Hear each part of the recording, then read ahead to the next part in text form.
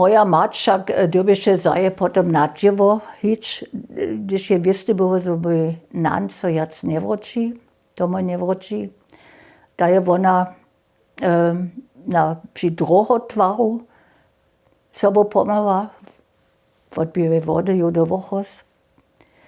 A potom v lisnictwie započala dživat. Ale moja vlka, ta běže přece doma.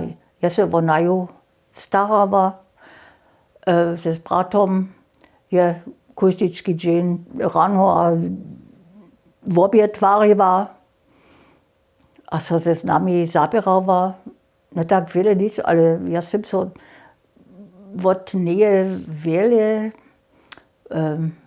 odladała, aber wiele słyszała, że ona tak serbscy ryczała, a od czym ona ryczała, wo wiedre, wo nawożkach. A to byše woprawdzie wielki wpływ na mnie przez to. Ja si myślę, że to nie było zważne, że z dziećmi serbscy ryczy znana bin też moja mać przeciwko tomu, to ani nie wiem jac. Czy dla niej so, ja serbscy ze z nami ryczało.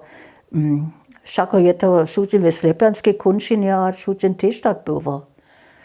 No a tam sú dzieci wopkować chcieli, nas wopkować chcieli przed